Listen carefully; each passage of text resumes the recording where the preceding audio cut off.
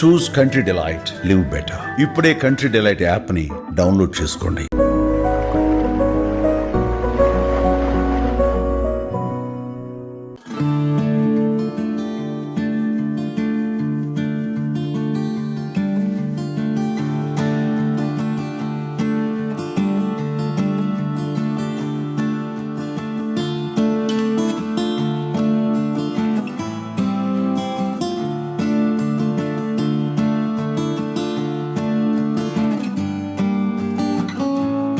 Almost అందరు హీరోస్తో work చేసినట్టున్నారండి మీరు, పెద్ద పెద్ద హీరోస్ అందరితో. చేసినా మేడం. అంటే ఇప్పుడు పెద్ద పెద్ద చిరంజీవి గారితో చేశాను, పెద్దలు అంటే బాలకృష్ణ గారితో చేశారా? బాలకృష్ణ గారితో చేశాను, నాగార్జున గారితో చేశాను, వెంకటేష్ గారితో చేశాను, వెంకటేష్ గారితో, మహేష్ బాబు గారితో. మహేష్ బాబుతో సినిమా చేశాను మేడం. కానీ ఆ సినిమాలో నా సీన్ కట్ అయిపోయింది, సెన్సార్లో కట్ చేసిపోయింది.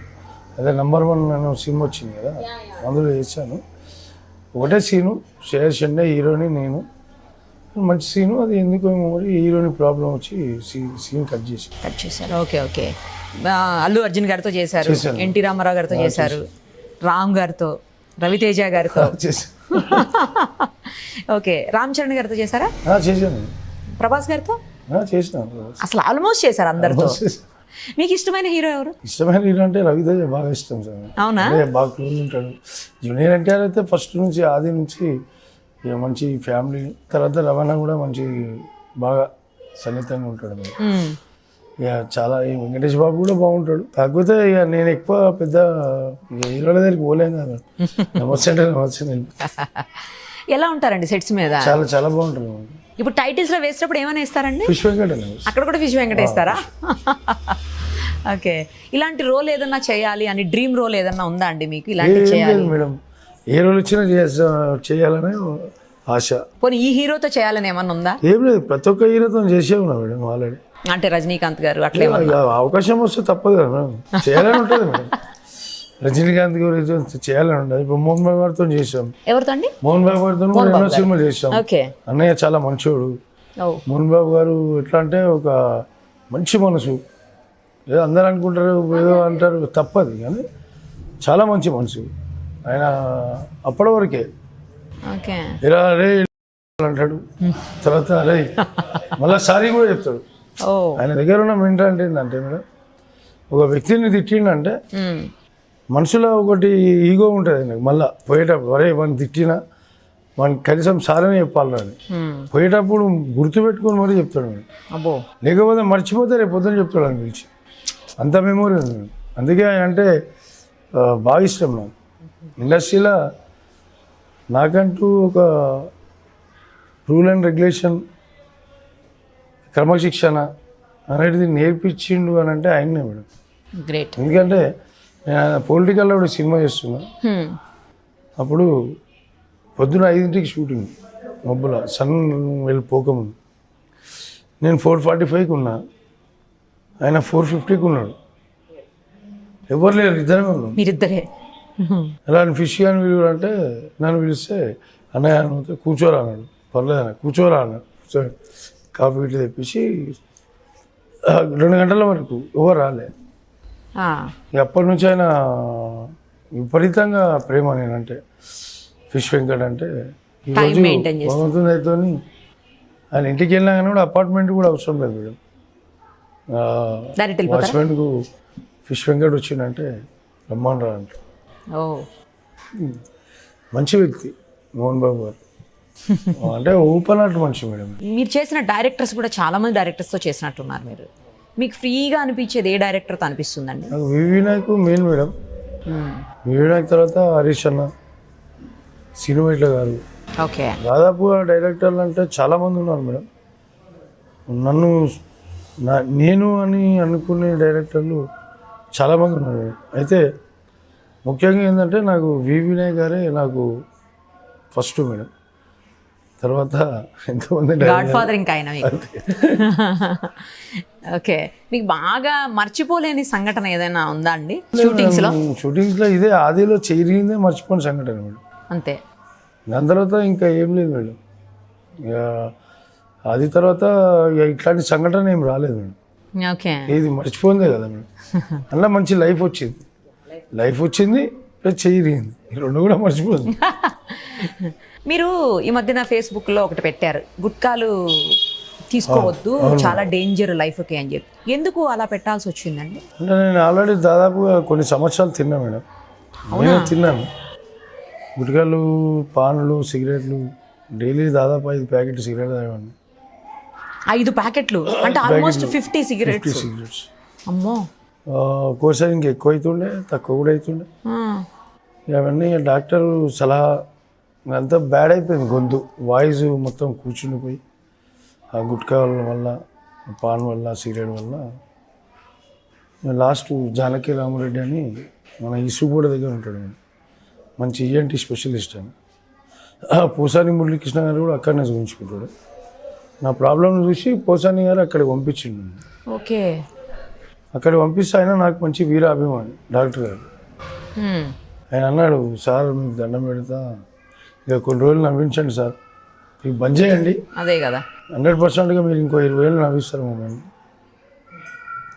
నాకు కూడా అప్పటికి ఇక కొంచెం బల్బు వెలిగి బంద్ చేసుకుంటేనే బాగుంటుంది అని చెప్పి ఇంటర్వ్యూ కూడా చేయడం జరిగింది.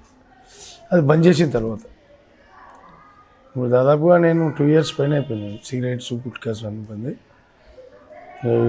తాగని ఇంకా, అందుకనే దాని జోలికి ఎవరు పోవద్దు. అందుకే కదా మనకు జరిగింది కాబట్టి ఇంకోళ్ళకు సజెషన్ చెప్పాలి కదా, ఇంకోళ్ళకు కూడా జరగొద్దని చెప్పేసి మంచి మెసేజ్ అయితే ఇవ్వాలి. మనకు ఆల్రెడీ జరిగింది కాబట్టి ఆ మెసేజ్ నేను ఇచ్చినాను. ఇక వాళ్ళు తినేటోళ్ళు తింటే వాళ్ళ కర్మ, తినకుంటుంటే వాళ్ళ అదృష్టం. అంటే ఏమైందండి గొంతు లోపల? ఏమైంది? మొత్తం గొంతు వాయిస్ మొత్తం పడిపోయింది మేడం. వాయిస్ అసలు మాట్లాడనికైనా రాకపోతుండే మేడం. అవునా? మాట్లాడినా అన్నట్టు వస్తుండే మాటలు, ఆ డైలాగ్ కూడా చెప్పలేకపోతాను. పోసాని మురళీకృష్ణ గారు బాగా పరిచయం అయిపోయాడు. ఏదన్నా అంటే అని అంటున్నా, అరే నువ్వు ఫస్ట్ పోనా నువ్వు అని. అయినా కూడా 2 సార్లు ఆపరేషన్ చేయించుకోండి, గొంతు ఆపరేషన్. ఇదే జానకి రామరెడ్డి గారు అని చెప్పి ఇసుగూడ చెక్ పోస్ట్ దగ్గర ఉంటారు, యశోద హాస్పిటల్ దగ్గర. ఓకే. అక్కడికి పంపించాడు, అక్కడికి వెళ్ళి ఉంటాయి. అక్కడికి వెళ్ళి చెప్పాను ఇట్లా సంగతి అంటే, డాక్టర్ గారు చూసి ఇట్లా సంగతి అని, మీరు కొంచెం మానేయండి, కొన్ని ఎక్సర్సైజ్ చెప్పారు, అవి చేసిన మళ్ళీ మామూలుగా క్లియర్ అయిపోయింది. డబ్బింగ్ కూడా చాలా ప్రాబ్లం అవుతుంది, తర్వాత మంచిగా క్లియర్ అయిపోయింది. మరి కొంతమంది షూటింగ్లు వచ్చినా కానీ కూడా మళ్ళీ డబ్బింగ్తో పెద్ద ప్రాబ్లం రాయింగ్తో అని భయపడేటోళ్ళు, అంతవరకు వచ్చేసింది ప్రాబ్లం. ఇప్పుడు మనము టోటల్గా దీని మీదే బేస్ అయి ఉన్నాం. ఇప్పుడు ఇక బేస్ అయినప్పుడు కొంచెం మంచిగా పెట్టుకుంటే బాగుంటుంది అనే ఉద్దేశంతో పని చేసుకోలేదు. ఓకే. మధ్యలో మీ హెల్త్ కూడా స్పాయిల్ అయిందని విన్నామండి, ఏమైంది హెల్త్ అసలు? ఎప్పుడు మేడం? షుగర్ లెవెల్స్ ఏవో పెరిగాయి. షుగర్ మధ్యలో వచ్చిండే మేడం, అదే వచ్చి అది 600 షుగర్ అయిపోయింది, కాలంతా ఉబ్బిపోయింది. అందులో సీమ్ వచ్చేసింది బాగా. దెబ్బ తగిలింది ఏమన్నా? దెబ్బ తగిలి అది దాన్ని పట్టించుకోవడం పోవడం వల్ల అది కొంచెం ఇన్ఫెక్షన్ అయ్యి అట్లా కొంచెం లావ్ అయిపోయింది. లావ్ అయిపోయేసరికి డాక్టర్ని వెళ్ళలేదు, డాక్టర్ని సంప్రదిస్తే అప్పుడు షుగర్ 600 వచ్చింది. అప్పుడు దాకా షుగర్ ఉందని తెలీదా? మా బాబోయ్. ఇక తర్వాత అది ఆపరేషన్ చేయించుకున్నా మంచిగా అయిపోయింది. కాలు అందుకేనా పట్టేస్తున్నారు కొంచెం? అప్పుడప్పుడు ఈ కాళ్ళు పెయిన్ వస్తే పట్టేస్తాం మేడం. అదే కాలు అండి? ఇదే కాలు. ఓకే. ఫిజియోథెరపీ చేస్తే తగ్గుతుందేమో కదా? చేపిస్తున్నారా? ఇప్పుడు అంతా పర్ఫెక్ట్. ఓకే. ఫిజియోథెరపీ చేయించమన్నారు, అది చేయించడంగానే కరెక్ట్ అయింది. మీరు ఈ మధ్యన ఇంకో స్టేట్మెంట్ కూడా చూసాను మీరు, నేను సినిమాల్లోకి వచ్చేవాళ్ళు తొందరపడి రాకండి, కొంచెం ఆలోచించుకోండి అని చెప్పేసి మీరు ఒక స్టేట్మెంట్ ఇచ్చింది. అవును. ఎందుకు ఆ మాట అన్నారు? అంటే నేను దాదాపుగా చాలా మందిని చూసినా మేడం. అంటే ఈరోజు ఇంద్రనగర్, కృష్ణనగర్లో దాదాపుగా 100-150 మంది ఉంటారు మేడం పొద్దున్నే. వాళ్ళని చూసుకుంటా నాకే బాధ అనిపించేది ఏంటంటే, ఆ 100-150 మందిలో నీకు వర్క్ దొరికేది ఒక 10-20 మందికి, ఎక్కువ ఒక 50 మందికి. ఆ 50 మందిలో 100 మంది బయటికి వెళ్ళిపోతారు. ఆ 50 మందిలో రికమెండేషన్ క్యాండిడేట్స్ అని కొందరు, ఏజెంట్లకు అనుకూలంగా ఉండేటోళ్ళు కొందరు, ఈ మధ్యవర్తులు వచ్చే డబ్బులలో వాడు సగం తీసుకొని వీళ్ళు సగం, అట్లా కొందరు చాలామంది ఉన్నారు. అట్లా వాళ్ళకి ఇచ్చేటోళ్ళకైతేనేమో సహకరించేటోళ్ళు ఉన్నారు కొంతమంది. ఇయ్యను అన్నటువంటి ఏం లేదు. మళ్ళీ ఇయ్యను అన్నటోడు నేను ఇస్తా అని చెప్పి వానికి మళ్ళీ ఇక అన్నీ చేయాలానికి, సేవలు చేయాలానికి, చేసిన తర్వాత మళ్ళీ పొద్దున్న షూటింగ్ ఉండదు దానికి. అట్లా ఇబ్బందులు పడ్డ చాలామంది ఉన్నారు. నేను అందుకే వాళ్ళకి చెప్పింది ఏంటంటే, మీరు చదువుకుంటే మంచిగా ఏదైనా జాబ్ చేసుకొని ఇంట్లో తల్లిదండ్రులు మంచిగా చూసుకుంటే వచ్చిన 10,000 20,000 హ్యాపీగా ఉంటారు. ఇండస్ట్రీకి వచ్చి ఆ వచ్చే 10,000 20,000 ఖర్చు పెట్టుకుంటారు రా బాబు. రావద్దు. ప్రతి ఒక్కళ్ళకి ఇండస్ట్రీకి రావాలని ఉంటుంది.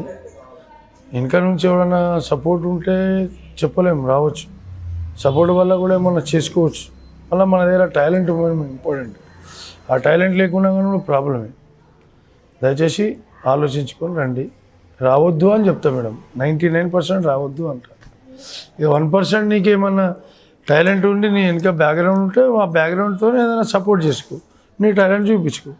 లేదంటే మానేసుకో అని చెప్తా మేడం. అది అబ్బాయిలైనా అమ్మాయిలైనా ఎవరైనా సరే. అమ్మాయిలకైతే ఎంకరేజ్ చేయండి మేడం, అస్సలే. అబ్బాయిలకైతే ఇదే చెప్తా. అమ్మాయిలు లేదు అంటే ఇండస్ట్రీలో చూస్తుంటాం కదా మేము, అమ్మాయిల గురించి మనం ఎంతోమందిని చూస్తూ ఉంటాము. ఎవరు ఎట్లా ఉన్న సంగతి మనకు తెలియదు, కానీ ఎందుకు మనకు ప్రాబ్లం. ఎవరు వచ్చి నేను చేయాలనుకున్నట్టే గమ్మున ఇంటికి వెళ్ళిపోరమ్మా అని చెప్తాను. అవునా, డైరెక్ట్ చెప్పేస్తారా? డైరెక్ట్ అలా విని వెళ్ళిపోయే వాళ్ళు ఉంటారు. ఉంటారు. లేదంటే వేరే నా లేవు, నేను ఎక్కువ మేడం, నా లేక ఇంకో 100 మంది. నేచర్ అందరిది ఒకటే ఉండదు కదా మేడం. కరెక్ట్లేండి. నీతో పని ఉందా, నాకుంది, నువ్వుకుంది, మీరిద్దరు కలిసి పని అవుతుందా కాదా అనేది మీకు తెలుస్తుంది, మనకు తెలియదు. నాకు నీతో ఏం పని లేదు, నాకు నీతో ఏం పని లేదు మేడం. నాతో కూడా మీకు ఏం పని వద్దు. మీతో మీది, నాతో నాది. కానీ అయితే ఇండస్ట్రీలోకి రావాలంటే కొంచెం ఆలోచించుకోవాల్సిందే. చాలా ఆలోచించుకోవాలి మేడం. అంటే లేడీస్ అయితే, జెంట్స్ కూడా లేడీస్ కూడా ఆలోచించుకునే రావాలి. ఆలోచించుకోకుంటే వస్తే ప్రాబ్లమ్స్ వాళ్ళే ఫేస్ చేయాల్సి ఉంటుంది. ఆలోచించుకొని వస్తే ప్రాబ్లమ్స్ వాళ్ళే ఫేస్ చేయాల్సి వస్తుంది. రెండు కూడా ఏది ఉన్నా కానీ కూడా ప్రాబ్లమ్స్ వాళ్ళే ఫేస్ చేయాలి. మంచి అయినా వాళ్ళే చేయాలి, చెడైనా వాళ్ళే చేయాలి. కాబట్టి రాకుండా ఉండడమే ఉత్తమం అని నేను నా సలహా. కానీ గ్లామరస్ ఫీల్డ్ కదండి, ఏదో అందరూ ఆరాధించేస్తారు, అందరికీ మనం ఇదైపోతాం అదైపోతాం, పబ్లిసిటీ అని ఇవన్నీ కొంతమంది అట్లా ఆలోచిస్తారు కదా. ఆలోచిస్తారు మనం, కానీ తక్కువ పబ్లిసిటీ అవుతాము అనేది తర్వాత మేడం. ఆమె మంచిగా ఉందా చెడిపోయిందా తెలియదు, వీడు మంచిగా ఉందా చెడిపోయినా తెలియదు. పబ్లిసిటీ ఇంకేం పబ్లిసిటీ మేడం. ఒక కరెక్ట్ అయిన వాళ్ళు అయితే మన ఫ్యామిలీని చూసుకొని ఉంటే సంతోషం. నీకు ఇంకా ఎవరన్నా మంచి వ్యక్తి మన అనుకున్నాడు ఇండస్ట్రీలో ఉండి ఒక క్యారెక్టర్ ఇప్పించిండు, ఆ క్యారెక్టర్ ద్వారా మంచి ఎగ్జిబిషన్ అయినా ఉంటే కంటిన్యూ చేసుకో. అట్లా కాకుండా నువ్వు నీ అంతా నువ్వు వచ్చినావు అంటే కష్టం. అంటే ఎక్కువ డైరెక్షన్ డిపార్ట్మెంట్ని తప్పు కొట్టేయలేదు, ప్రొడ్యూసర్ వాళ్ళని తప్పు కొట్టేయలేదు, మధ్యవర్తులని తప్పు కొట్టేయలేదు, మేనేజర్లని, ఏజెంట్లని, ఎవరిని ఆలోచన ఏముంటుంది అనేది ఎవరికి తెలియదు. కొంతమందిదే ఏదో ఆలోచన ఉంటుంది, మనకి ఎందుకు రా బాబు అని, నాలాంటి వాళ్ళది. అంతే కదా. కరెక్ట్లేండి. ఒక డీప్గా పోయి నాకెందుకు, నాకు అవసరం ఏం లేదు కదా. అట్లా అందరూ కూడా ఉండాలి అని నేను అంటున్నాను, కానీ అందరూ ఉండలేరు. రంగుల ప్రపంచం, రంగుల కళలు అంతే. అది ఒక్కసారి వస్తే ఇక బయటికి పోలేరని అంటారు, నిజమేనండి? అది కరెక్టే మేడం. అంటే ఒకసారి అది అలవాటు అయిందంటే ఎట్లా పోతారు మేడం, దాని మీదే పోవాలని క్యారెక్టరేషన్ ఇచ్చి వాడు సెట్ అయితేనేమో ఓకే, ఏం లేకుండా తిరిగితే వేస్ట్. మళ్ళీ ఏదో ట్రై చేద్దాం అంటే అది కానిపోయిన, అది వేస్ట్. మీకు ఎప్పుడైనా అలా అవకాశాల కోసం వాళ్ళని వీళ్ళని అడగాల్సిన అవసరం కానీ, ఆఫీసులకు వెళ్ళాల్సిన పని కానీ వచ్చిందా అండి? లేదు మేడం, ఏం లేదు. అట్లాంటిది శ్రీహరణం వెంబడి ఉండేటప్పుడే ఏపీసు పోయి ఆ ఆఫీస్లో పోయి వెంకట్ ఫోటో ఇచ్చే నేను చెప్తా, ఇట్లా కొన్ని సన్నివేశాలు ఉన్నాయి. నేను చాలా అట్లా తిరిగిన పోయి వచ్చిన, స్కూటర్ మీద తిరిగిన, పోయి ఇచ్చిన ఒక్కొక్క సినిమాలు వచ్చినాయి, రాంది రాకుండా మన అదృష్టం అనుకున్నాం. మనం చేయాలంటే చేస్తాం, లేకపోతే లేదనుకున్నాం. మనం తినేది మనమే తింటాం, ఇంకోటి తినడం అనేసి ఆలోచన ఇప్పటికి కూడా. నేను తినేది నువ్వు గుంజుకపోవు, నువ్వు తినేది నేను గుంజుకపోవు, నేను తినేది నేను తింటా, బరాబర్ తింటా. అది ఎప్పుడు తింటా అప్పుడే తింటా. అంతేలేండి, కరెక్ట్. టైం టేబుల్లో అయితే తినలేను. యా, షూట్స్ లేవనుకోండి, నార్మల్గా ఫిష్ బిజినెస్ చేస్తారా ఆ టైంలో? చేయరా ఇంకా మీరు? వెళ్ళరా? మా వాళ్ళు చేస్తే వెళ్తా మేడం. వెళ్తారా కాసేపు? ఇంకా పక్కకే మేడం, దగ్గరే కదా. పొయ్యిలు ఒక అరగంట నిలబడేసి మళ్ళీ ఇంటికి వచ్చేసి మళ్ళీ చేపలు ఉంటే తీసుకొచ్చుకొని ఫ్రై చేసుకొని తినడం. మీకు వంట చేయడం వస్తుందా? ఓన్లీ ఒక ఫ్రై కూడా చేసుకుంటాము. మీరు ఫిష్ బిజినెస్ కదా, ఎవరికన్నా ఇండస్ట్రీలో వాళ్ళకి ఫిష్ కర్రీ కానీ పులుసులు కానీ ఇంకా ఫ్రై కానీ అట్లా చేసి తీసుకెళ్తారా? చాలా టేస్ట్ చూపిస్తారా? చాలా మంది తీసుకుపోయినా మేడం. అవునా? అంటే పర్సనల్గా ఏం తీసుకుపోలేను, నేను తినడానికి తో ఆర్టిస్టులు కూడా తింటారు కదా అని చెప్పే ఉద్దేశంతో మా మిస్సెస్తో వండిపించి మధ్యాహ్నానికి భోజనానికి మాత్రం కంపల్సరీ తీసుకుపోయి హీరోలకు కూడా ఇచ్చిన, ఆలియాలకు కూడా ఇచ్చిన, సునీల్కి ఇచ్చిన, దాదాపు చాలా మందికి ఇచ్చిన. అంటే ఏ షూట్ చేస్తే ఎవరుంటే వాళ్ళకు కొంచెం కర్రీ పంపిస్తుంటుంది. మీకు ఫిష్లు అన్ని వెరైటీస్ తెలుసా అండి? ఫిషెస్లో వెరైటీస్ అన్నీ తెలుసా? బాగా మంచి కాస్ట్లీది వెరైటీ ఏముంటది ఫిష్ లో అసలు? పండుగప్ప అని ఆంధ్ర బాగా ఫేమస్ మేడం. పండుగప్ప బాగా కాస్ట్లీ. దాని తర్వాత కూనం, వైట్ పాంప్లెట్, ఇదంతా బాగా కాస్ట్లీ మేడం. మళ్ళీ క్రాబ్స్ ఇవి కూడా మామూలు పెద్ద కాస్ట్లీ కూడా. ఓకే, చాలా బాగుంటుంది మేడం. అదేంటండి స్పెషల్ ఇండియన్ సల్మాన్ అనే ఫిష్ ఏంటి అసలు? అంటే ఒకటే బోన్ ఉంటుంది మేడం దానికి కూడా. సేమ్ మన పాంప్లెట్, వైట్ పాంప్లెట్, వంజరం, సుర్మా ఇట్లాను అది కూడా అట్లాంటి టైప్. ఇది బాగా కాస్ట్లీ అంటే ఏముంటదండి అందులో? కాస్ట్లీ ఏముండదు మేడం, ఆ ఫిష్ పెద్ద కాస్ట్లీ ఉండదు. కాస్ట్లీ అంటే ఇవే ఫిషెస్ లో బాగా కాస్ట్లీ అంటే ఇదే పండుగప్ప చాలా కాస్ట్లీ. కొరమీన్ కంటే కాస్ట్ అండి? పులస ఇంకా కాస్ట్లీ మేడం. పులస అది ఎప్పుడు దొరకదేమో కదా? అది చాలా ఒక సీజన్ లో, ఓ సీజన్ లో మాత్రమే మనకు భీమవరము అటు సైడ్ దొరుకుతుంది, ఉండి అటు సైడ్ రాజమండ్రి చాలా. అంటే ఒక్కొక్క ఫిష్ వచ్చి 4,000, 5,000 అట్లా ఉంటుంది. 4,000-5,000? 4,000 అది అంటే 3-4 చెరువుల పైన ఎదురీత వస్తుంది మేడం. ఎదురీతతో వస్తుంది అన్నట్టు అది. దాని గురించే పులుస అంటారు దాన్ని. అందుకే పుస్తల ముగ్గురైనా పులస తినాలని సామెత కూడా పుట్టింది. Okay, right. మీరు ఇప్పుడు రీసెంట్ గా చేస్తున్న మూవీస్ ఏమున్నాయండి? లేటెస్ట్ మూవీస్ ఏం చేస్తున్నారు? ఎవరితో చేస్తున్నారు? ప్రస్తుతం అయితే ఒకటి లంబాడి మూవీ ఒకటి చేస్తున్నాం మేడం. ఎవరితో అండి? కొత్త వాళ్ళు హీరో మన యాంకర్ సంకి, మన ఈయన ఎవరు చంటి ఉన్నాడు కదా, చంటి నేను ఇద్దరం కలిసి చేస్తున్నాం. సుమన్ అన్న, బాలచందర్. అది అంతా లంబాడీ మూవీస్, అది తెలుగు లంబాడీ రెండు. దాని తర్వాత 2 సినిమాలు. సంపత్ అని కొత్త డైరెక్టర్, అందులో కొత్త హీరో, అతనే హీరో, డైరెక్షన్ కూడా అయింది. అందులో మన సురేష్ అన్న అని సూర్య నేను కలిసి చేస్తున్నాను. ప్రస్తుతానికైతే 2 సినిమాలు చేస్తున్నాను మేడం. మొన్న ఒకటి మద్రాస్ పేరు వచ్చినట్టు తమిళనాడు, శీలంలో ఒక సినిమా, ఇక్కడ బెంగళూరు ఉన్నది, అది కూడా కొత్త వాళ్ళు అంతా. తెలుగు వాళ్ళు లేదు అంటే కన్నడ వాళ్ళు. ప్రస్తుతానికైతే 3-4 సినిమాలు అది చేస్తున్నాయి. ఇక రేపు రాఘవేంద్రరావు గారి సినిమా చేయబోతున్నాను. మరి ఏం సినిమా అని, పెళ్లి సందడ సంథింగ్ తెలియదు. 27 నుంచి చేస్తున్నా, 27 నుంచి డేట్లు ఇచ్చాను. ప్రస్తుతానికైతే ఖాళీ ఉన్నాను. ఆ సినిమా గురించి వెయిటింగ్లో ఉన్నా. ఆ సినిమా 27 నుంచి చేస్తాను. మీకు ఎట్లా అండి, ఒక షెడ్యూల్ లెక్క ప్రకారం ఇస్తారా లేకపోతే పర్ డే లెక్కని ఇస్తారా? పర్ డే సినిమాని బట్టి మేము 30,000, 25,000, 40,000, 20,000. రైట్ అండి, చాలా విషయాలు మాతో షేర్ చేశారు. మీరు తప్పకుండా ఒకసారి మీరే స్వయంగా చేసి మాకు ఫిష్ ఫ్రై పెట్టాలి. తప్పకుండా. థ్యాంక్ యూ అండి, thank you so much. Thank you madam, thank you.